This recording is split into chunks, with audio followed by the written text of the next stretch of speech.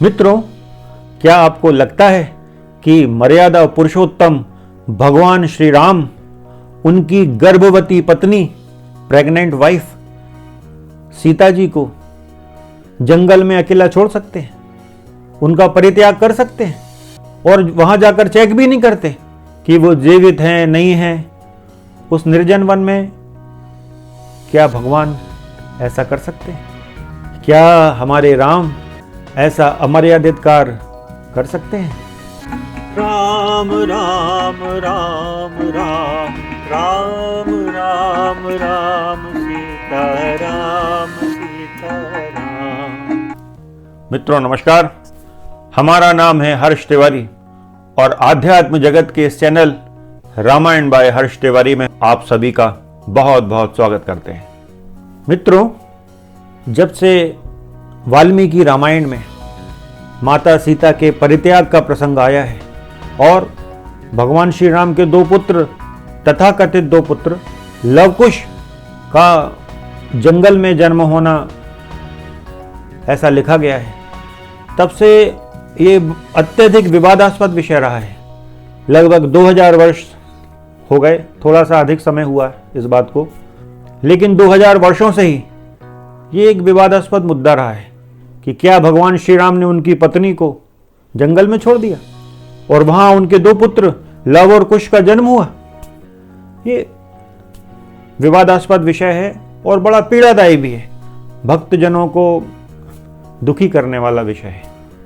तो आज इस विषय पर चर्चा करेंगे और साक्ष्यों के और सबूतों के माध्यम से इस बात को सिद्ध करेंगे कि यह एक झूठा प्रकरण है, एक झूठा प्रसंग है, एक बहुत बड़ा षड्यंत्र है भगवान श्री राम को बदनाम करने का, उनके चरित्र पर दाग लगाने का। तो आइए इस विषय पर चर्चा करते हैं। यह वीडियो थोड़ा लंबा हो जाने के कारण दो भागों में विभक्त किया गया है, अर्थात 2 पार्ट्स में डिवाइड किया गया है, इसलिए कृपया दोनों भागों को देखें, तभी विषय स्पष्ट होगा। मित्रों, हमने अपने पिछले वीडियो में जो वाल्मीकि रामायण में जो मिलावट हुई हैं उनको जांचने की कसौटी के लिए बनाया गया था। तो उसको यदि आप ध्यान से देखेंगे तो उसमें हमने एक बात कही है कि इस रामायण महाग्रंथ की योजना क्या है, और यदि आपको वो योजना समझ में आ जाएगी तो आपको सारे मिलावटों के षड्यंत्र समझ में आ जाएंगे। अब वो योजना क्या है? वाल्मीकि रामायण का प्रारंभ होता है प्रश्नों से। महर्षि वाल्मीकि, महान महर्षि वाल्मीकि नारद जी से प्रश्न करते हैं। वो पूछते हैं कि इस संसार का सर्वश्रेष्ठ व्यक्ति कौन है? सर्वगुण संपन्न, जितने भी गुण हो सकते हैं वो सब उस जिस व्यक्ति में विद्यमान है, आप ऐसा कोई व्यक्ति बताइए। तब देवर्षि नारद महर्षि वाल्मीकि जी के प्रश्न पूछने पर उनको राम कथा सुनाते हैं। तो इस वाल्मीकि रामायण के प्रारंभ में ही प्रथम सर्ग में, बालकांड का प्रथम सर्ग श्लोक क्रमांक 1 से श्लोक क्रमांक 100 तक उपलब्ध है। उसमें श्लोक क्रमांक 7 से श्लोक क्रमांक 100 तक देवर्षि नारद राम कथा सुनाते हैं और इस राम कथा को लघु रामायण कहा जाता है। अब इतना महत्वपूर्ण ग्रंथ है रामायण, यदि वेदों को और उपनिषदों को कुछ समय के लिए छोड़ दें तो सर्वाधिक महत्वपूर्ण यदि कोई ग्रंथ हैं भारत के तो वो हैं रामायण और महाभारत, और महाभारत में भी श्रीमद् भगवद गीता। ये जो ग्रंथ हैं ये हमारे सनातन धर्म का आधार स्तंभ है, इन्हीं के ऊपर पूरा सनातन टिका हुआ है। तो वाल्मीकि रामायण का प्रारंभ कैसे हो रहा है? क्या योजना है कि सर्वप्रथम नारद जी द्वारा ब्रह्मर्षि वाल्मीकि जी को राम कथा सुनाई जा रही है, और उसका जो बालकांड का द्वितीय सर्ग है उसमें ब्रह्मा जी का आगमन होता है और ब्रह्मा जी वाल्मीकि जी से कहते हैं कि जैसी रामायण तुमको नारद ने सुनाई है उसी के अनुसार संपूर्ण रामायण का लेखन कार्य करो। तुम्हारे मुंह से जो श्राप निकल गया है ये मेरी ही प्रेरणा से ये श्राप तुम्हारे मुंह से श्लोकबद्ध होकर निकला है। मैंने तुम्हारे मुख में सरस्वती स्थापित की और तुम्हारे मुख से ये श्लोकबद्ध श्राप निकल गया है।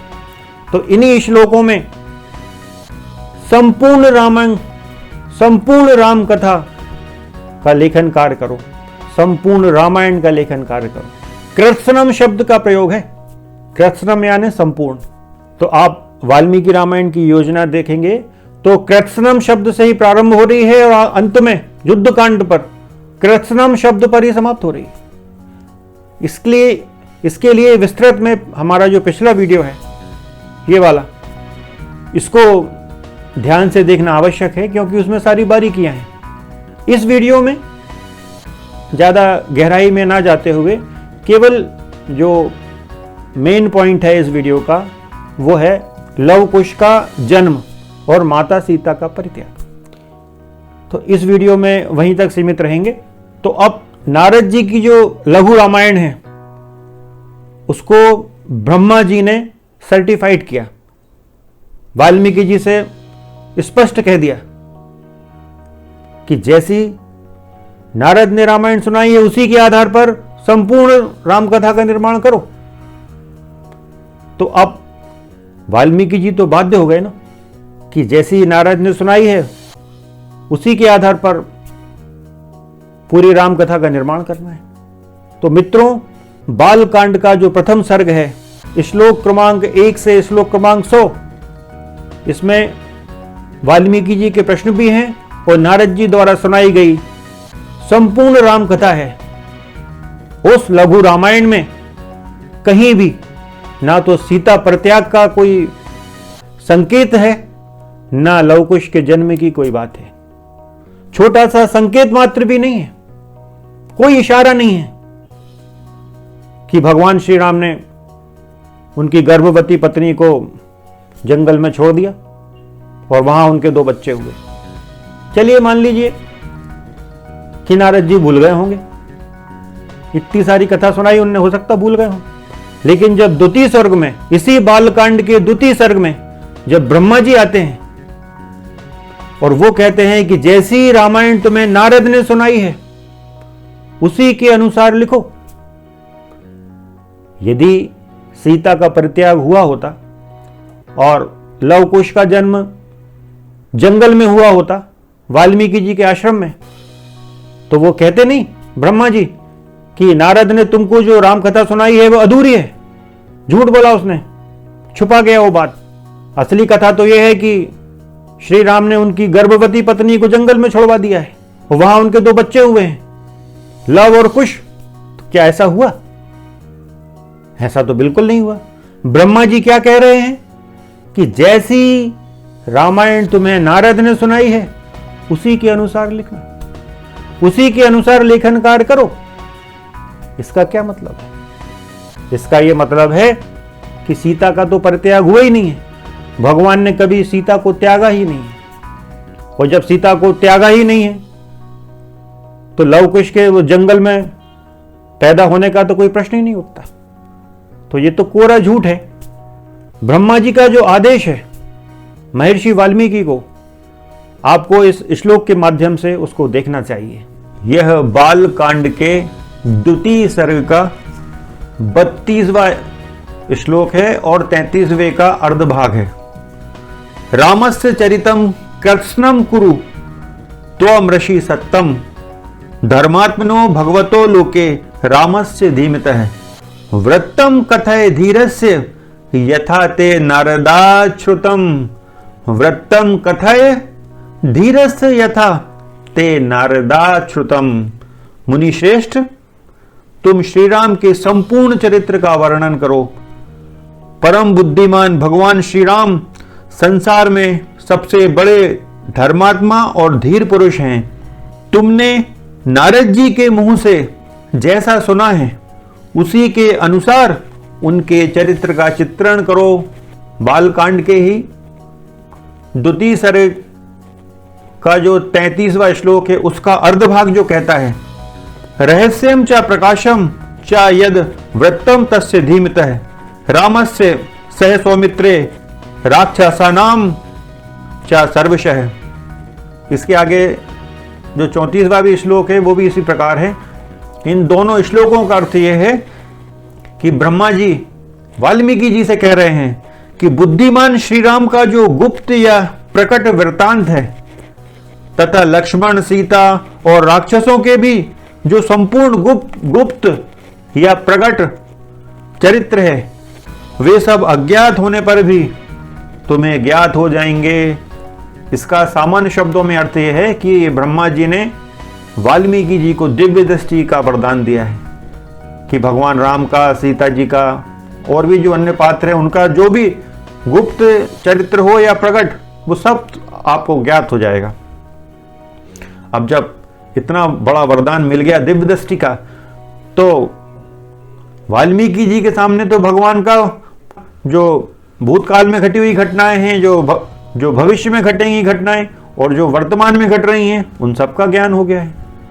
फिर कैसे कोई घटना उनके लेखन से चूक सकती है? वो कैसे युद्धकांड पे समाप्त कर सकते हैं? यदि उत्तरकांड वाली घटनाएं घटी होती, सीता परित्याग और लवकुश का जन्म, तो फिर वो युद्धकांड पे क्यों अपनी रामायण को समाप्त करते? क्यों वहां फलश्रुति लिखते, आगे कथा लिखते कि सीता का परित्याग हुआ, लवकुश का जन्म हुआ? ये सब सारी कथाएं लिखने के बाद उसके बाद फलश्रुति लिखते, लेकिन उन्होंने फलश्रुति तो युद्धकांड में लिख दी। एक झूठ और बोला जाता है कि वाल्मीकि रामायण में 24,000 श्लोक हैं, तो इसके लिए बाल कांड के द्वितीय सर्ग का श्लोक क्रमांक 42 बड़ा महत्वपूर्ण हो जाता है। वह श्लोक है, उदार वृत्तार्थ पदैर मनोरमय इस्तदास्य रामस्य चकार कीर्तिमान समाक्षरैः श्लोक सतैर यशस्विनो यशस्करम काव्य मुदार दर्शनः। इसका अर्थ है, यह सोचकर उदार दृष्टि वाले उन यशस्वी महर्षि ने भगवान श्री रामचंद्र जी के चरित्र को लेकर सैकड़ों श्लोकों से युक्त महाकाव्य की रचना की, जो उनके यश को बढ़ाने वाला है। इसमें श्री राम के उदार चरित्रों का प्रतिपादन करने वाले मनोहर पदों का प्रयोग किया गया है। इस श्लोक में शतः शब्द का प्रयोग है। तो शतः यानी तो ना तो हजारों होता है, ना करोड़ों होता है, ना 1 अरब होता है। शतः यानी 100 होता है। तो वाल्मीकि जी स्वयं इस श्लोक में कह रहे हैं, बालकांड के द्वितीय सर्ग के 42वें श्लोक में, कि सैकड़ों श्लोकों में इस रामायण काव्य की रचना कर रहे हैं, वो स्वयं लिख रहे हैं। अब इसी बालकांड के तृतीय और चतुर्थ सर्ग में जाएंगे तो वहां वो मिलावटखोरों की माया जाल शुरू हो जाते हैं। कहते हैं कि 24,000 श्लोक, 24,000 श्लोकों में रामायण काव्य का लेखन कार्य किया। बिल्कुल झूठ। कई ग्रंथों में तो लिख दिया कि करोड़ों श्लोकों में रामचरित्र की लेखन कार्य किया वाल्मीकि जी ने, 100 करोड़ श्लोक लिख दिए। ये सब झूठ है, लोगों को उल्लू बनाने के काम है और कुछ नहीं है। वाल्मीकि जी स्वयं लिख रहे हैं कि सैकड़ों श्लोकों में रामचरित्र का लेखन किया। तो इसी को ही सत्य माना जा सकता है, प्रामाणिक माना जा सकता है, क्योंकि ये बालकांड का जो तृतीय और चतुर्थ जो सर्ग है वो लवकुश से संबंधित है। अचानक बीच में लवकुश को यहाँ प्रविष्ट करा दिया गया है, जबकि इसके बाद का ये श्लोक है बालकांड के द्वितीय सर्ग का 43वां श्लोक, वो भी बड़ा महत्वपूर्ण है। उसको सुनिए। इस श्लोक का जो अर्ध भाग है वो ज्यादा महत्वपूर्ण है, उसी को हम बोल रहे हैं। रघुवर चरितम मुनि प्रणीतम दश शिर शस्य वधम निशाम यध्वम, जिसका अर्थ यह है कि भावुक जनों, इस प्रकार शास्त्रीय पद्धति के अनुकूल बने हुए इस रघुवर चरित्र और रावण वध के प्रसंग को ध्यान देकर सुनो। कितना स्पष्ट लिख रहे हैं वाल्मीकि जी।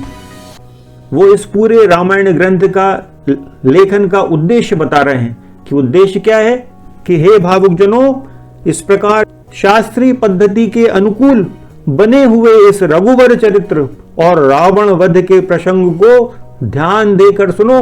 रावण वध के प्रसंग की बात हो रही है क्योंकि भगवान राम के जन्म का उद्देश्य ही रावण वध है, तो रामायण के लेखन का उद्देश्य भी वही हो।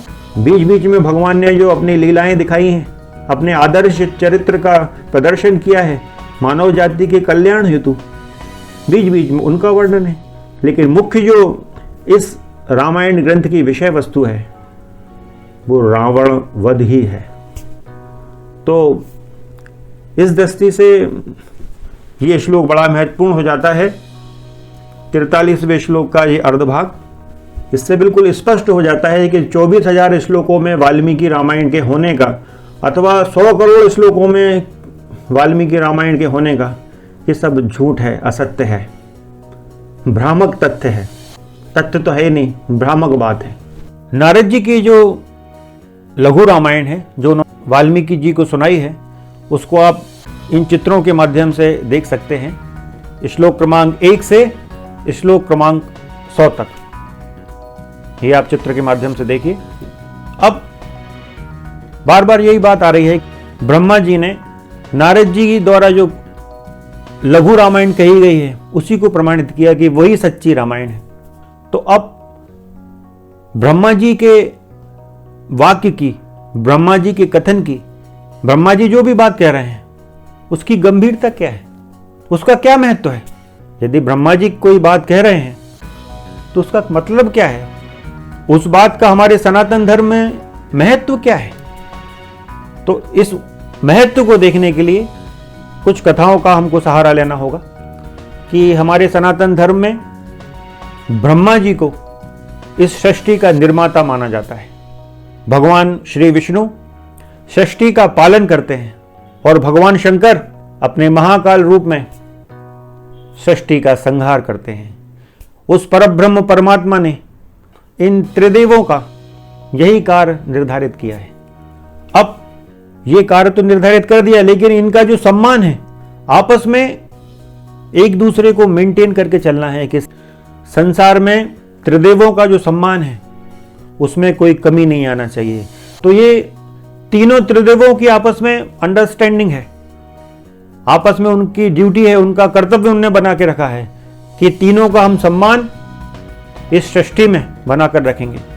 यदि विष्णु भगवान ने कोई वरदान दिया है, कोई बात कही है, तो बाकी देवों का ये कर्तव्य है कि वो उसकी मर्यादा को भंग नहीं होने देंगे।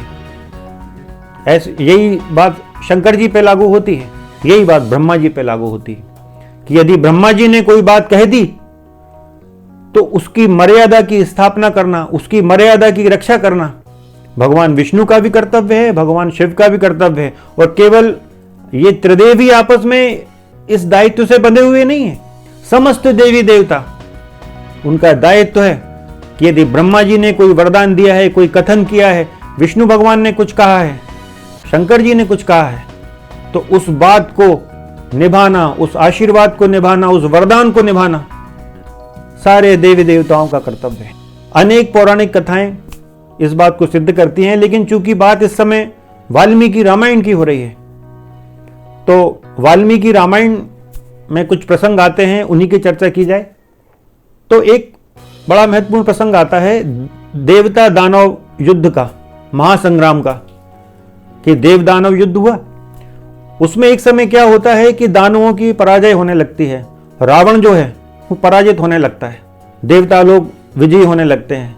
तब ऐसी स्थिति में मेघनाद देखता है देवताओं की जीत होने वाली है और दानव और राक्षस पराजय के मुंह के बिल्कुल पास आके खड़े हो गए हैं। तो वो अपनी माया के द्वारा, छद्म युद्ध विद्या के द्वारा वो इंद्र को बंदी बना लेता है। और इंद्र को जब बंदी बना लेता है तो देवताओं की पराजय हो जाती है अकस्मात और राक्षसों की विजय हो जाती है। इस कारण मेघनाद को इंद्रजीत भी कहा जाता है, इसी घटना के कारण। और वो इंद्र को कैद करके लंका ले जाता है। फिर जब बाद में ब्रह्मा जी आते हैं तो ब्रह्मा जी मेघनाद से कहते हैं कि भाई तुमने इंद्र को कैद में रख लिया है तो इससे प्रकृति की व्यवस्था भंग हो रही है, तो इंद्र को कैद से छोड़ो। तो इंद्र को कैद से छोड़ने के लिए मेघनाथ बात तो मान जाता है, लेकिन वो कुछ वरदान मांगता है। तो ब्रह्मा जी सहर्ष उसको वरदान देते हैं। तो उन वरदानों में मेघनाथ जो है ब्रह्मास्त्र की विद्या, ब्रह्मास्त्र की दीक्षा ग्रहण करता है, और भी एक दो कुछ वरदान वो ब्रह्मा जी से लेता है, ब्रह्म शक्ति को प्राप्त करता है। ब्रह्मा जी की बात मान के इंद्र को छोड़ देता है। अब दूसरा एक उदाहरण आता है रामायण में ही कि रावण जो है वो एक अप्सरा के साथ दुष्कर्म कर देता है। रावण जो है परम दुष्कर्मी व्यक्ति है। वो दुष्कर्म शब्द का जो अर्थ है सामान्य भाषा में, उन्हीं अर्थों में यहां इस शब्द को प्रयोग कर रहे हैं कि रावण एक दुष्कर्मी व्यक्ति है, एक अप्सरा के साथ दुष्कर्म कर देता है। वो अप्सरा जो है वो जाकर ब्रह्मा जी से शिकायत करती है। तो ब्रह्मा जी फिर रावण को श्राप देते हैं कि यदि आज के बाद तूने किसी भी स्त्री को जबरदस्ती हाथ लगाया, जबरदस्ती उसके साथ दुराचार अनाचार करने का प्रयास किया, तो तेरे सिर के अनेक टुकड़े हो जाएंगे, तेरी मृत्यु हो जाएगी। इसी कारण, इसी श्राप के डर के कारण रावण जो है सीता जी के साथ इस टाइप का कोई भी व्यवहार करने की बात नहीं सोचता था, घबराता था।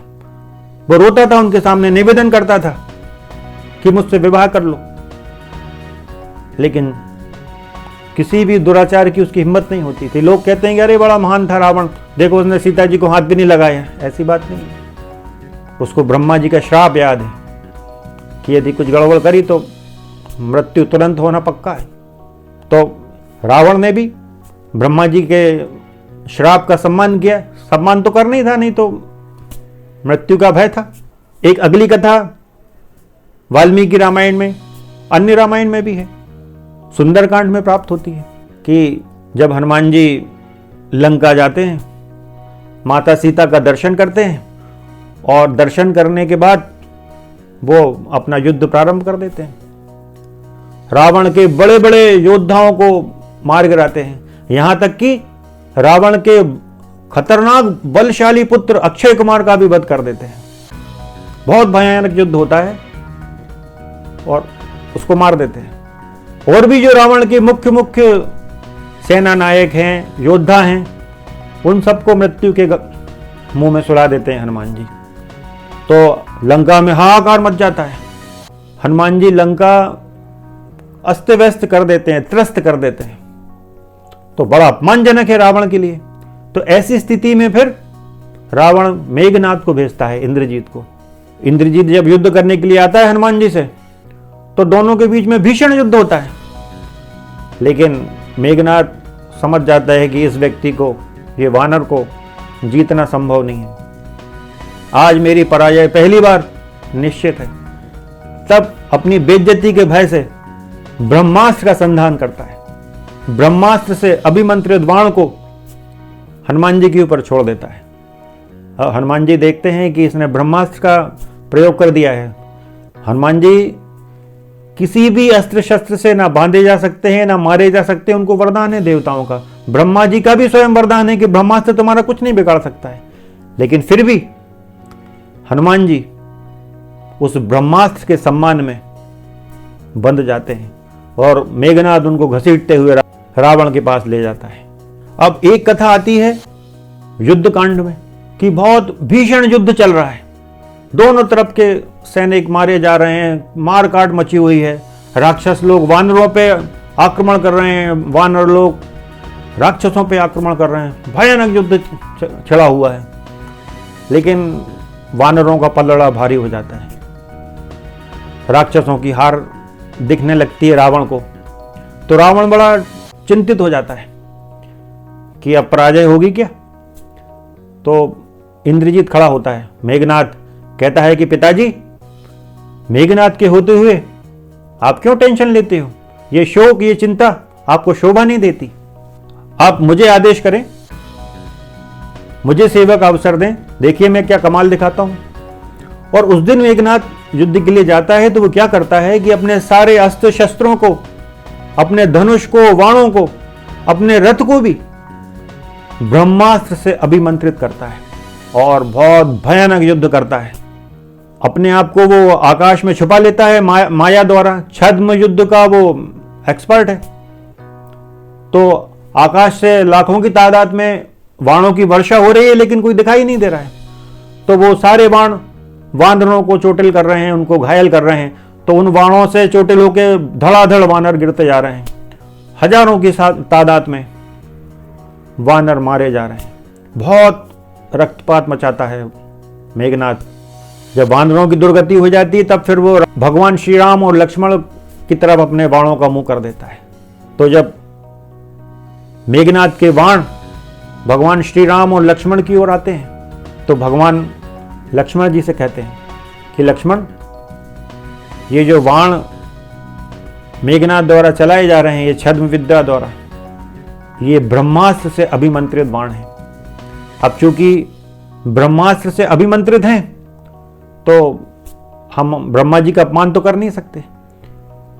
तो चुपचाप मेरे बाजू में खड़े होके इन बाणों को सहो, इनके कष्ट को सहो, इनकी चोट को सहो। हम आज धनुष बाण नहीं उठाएंगे। और जब हम बाण खा खा के मूर्छित होकर गिर जाएंगे, तब इस दुष्ट राक्षस को लगेगा कि हम लोगों के प्राण निकल गए हैं, तभी ये हमारा पीछा छोड़कर जाएगा। तो भगवान सहते रहे। मेघनाद के बाण आकर दोनों भाइयों को चोटिल करते रहे, और थोड़ी देर बाद वो गिर जाते हैं।